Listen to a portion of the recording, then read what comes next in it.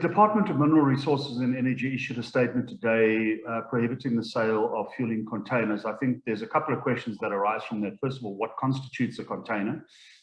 There are people who are buying fuel in bulk using trailers for business purposes, and we're unsure whether that actually includes that. We've tried to look for the regulation. It's not clear. In terms of members of the public, we find people using, cans, jerry cans to buy fuel for lawnmowers and for garden equipment, and most specifically for generators. So, I mean, it's a difficult question to answer in terms of what the AA stance on that is. I think that, again, the principle of buy what you need and not what you want should apply. If there are generators that are required because they're running medical equipment, then certainly I think from our point of view, that should be allowed. Again, Isak, I think that this is a step by the DMRE to deal with a potential crisis. But our view at the moment is that there's no need for panic, and hopefully this is going to be resolved sometime early next week, hopefully even over the weekend tomorrow. And again, I think the reserves will be sufficient for the short term, and looking further than the short term, we believe that the situation hopefully will be resolved before that becomes too much of an issue. It seems that everything is calming down a little bit at the moment. Does this take away the fear of a fuel shortage? Yeah, Isak, I think it does take a little bit of the edge off. When we look at the situation currently, certainly in Gauteng and in northern parts of the country, the issue of fuel supply, I don't think is as dire as it is in a place such as KZN. And certainly in the Western Cape and the Eastern Cape areas, we haven't heard any reports of fuel shortages or even of long queues or of stations running dry. I think the sooner the situation gets sorted out, obviously the better. The fact that we are seeing that many areas that were affected previously are now beginning to calm down a bit, I think is absolutely good news. And we will now just await, obviously, an announcement by Sapref in the next couple of days that their temporary suspension through the force majeure is going to be lifted and they can start production again.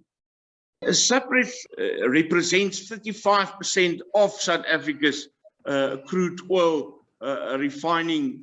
How will that affect fuel provision, especially then now in KwaZulu-Natal? Yeah, it's definitely going to have an impact in KZN. We've seen that fuel stations are running dry in KZN, and those stations that have are rationing the sale of fuel.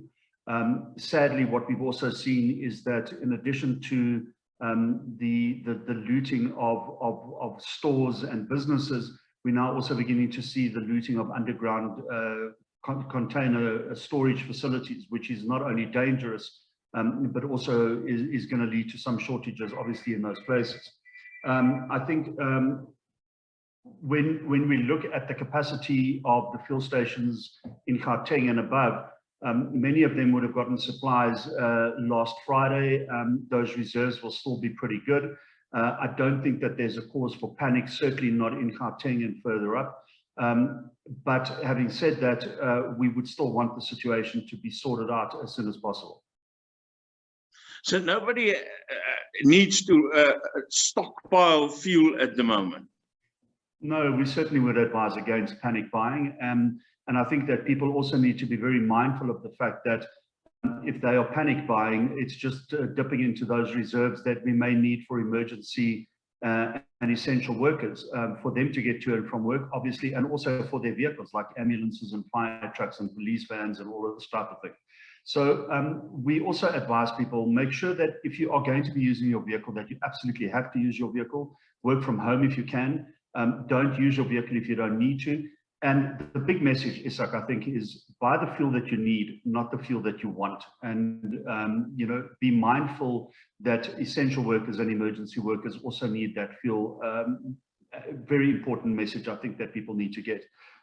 We're not in a panic situation yet. We're not running out of fuel in Gauteng, but the situation does need to be resolved as soon as possible down in Durban port. Did panic buying contribute to the problem in KwaZulu-Natal specifically? It's very difficult for me to say that because I don't know, what was motivating people to buy. But we are seeing long queues at petrol stations in KZN, and for whatever reason, people feel that they need to get that fuel. Again, if you need to use your vehicle, then you need to buy fuel. People are going to buy whether we tell them not to panic buy or not. But I don't know whether that was panic buying. I think there may have been an element of that, but I haven't got any proof that that is the case.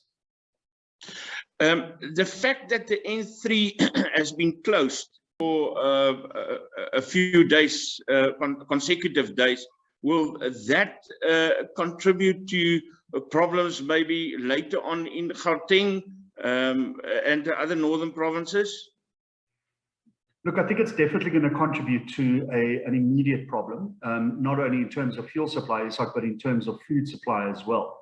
The stretch between Sadara and the Heidelberg was closed, and that's a pretty long stretch. That's around 450 Ks. Part of that was reopened, and now it's only the stretch between Sadara and Harrismith, which is about half the distance. That's been reopened, and hopefully the whole stretch will be reopened pretty soon once clear-up has taken place and once it's safe for people to travel on that road. It has impacted obviously on supplies, as I said, not only of fuel but of food as well. Once that is reopened, that will flow freely, and those supplies will continue.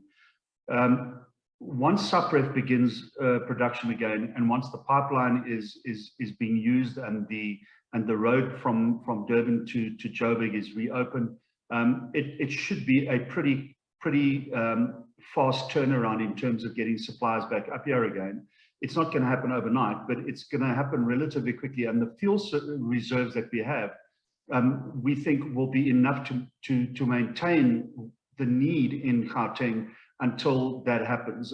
Certainly, if it continues into next week, there may be a problem. But as you said, it appears now that things may be calming down, and hopefully next week we will return to some level of normality. Leighton Beard of the AA, thank you very much for your time. Thank you, Isaac. I appreciate it.